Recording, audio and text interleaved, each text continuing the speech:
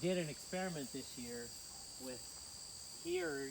We've got there about 4 straw bales here that I put down here, and then put a bit of compost on top.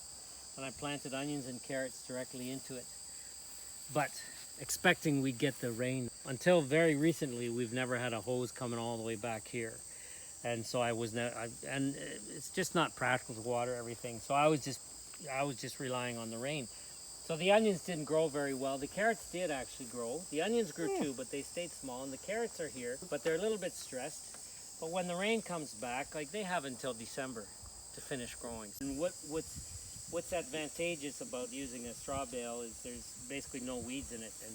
And so for instance, we had a lot of, in the main garden, we plant onions and carrots together because they don't compete with each other.